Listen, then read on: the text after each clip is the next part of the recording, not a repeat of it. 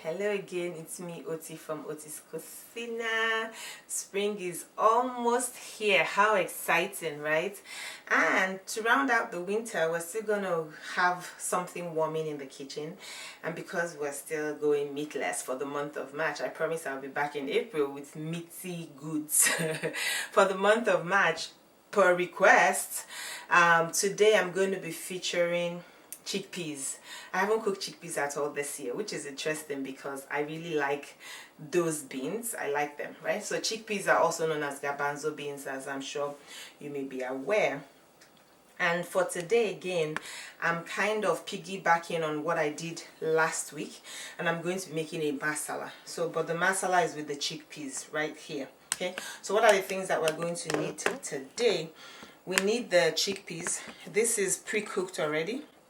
For some reason this time I was like, let me buy the dry one and see what difference it makes. So it's cooked up, crunchy, tender, and I'm ready to use it.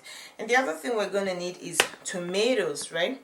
And in this case I'm using diced tomatoes with green chilies from the can, plus fire roasted. So this is what it looks like straight from the can, but I was able to make almost like a sofrito, a sauce out of it, so that it's ready to go, and this dish will not take me more than 10-15 minutes. Okay, then I have my green chilies from the can, a little bit of cilantro, garlic, onions, these are already caramelized, a little bit of ginger, and some bouillon powder. And I'm going to be serving it over potatoes. So these are microwaved and I cubed them up ready. I'm going to finish up the masala with tamarind, a little bit of tamarind and garam masala. Okay, so garam masala you're not supposed to use to cook continuously over time because it gets bitter. So you want to use it as a finishing spice. Okay, and then this is just a paste made up of the cilantro, some garlic, and a little bit of green chilies, the serrano green chilies. Okay.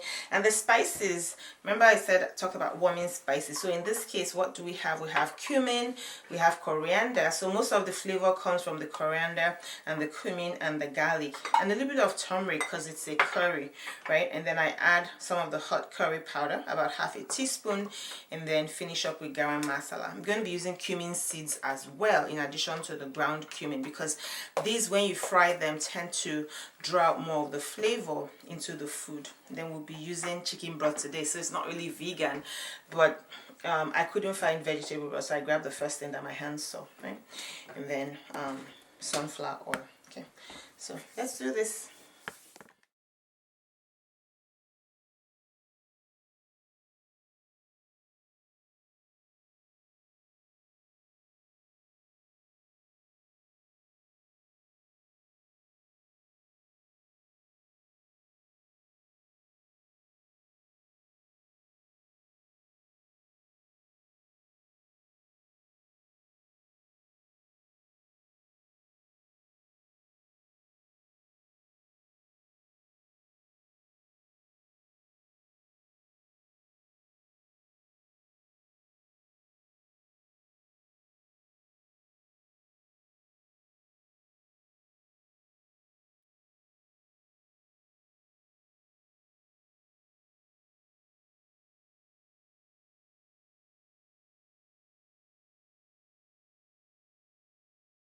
So it's ready.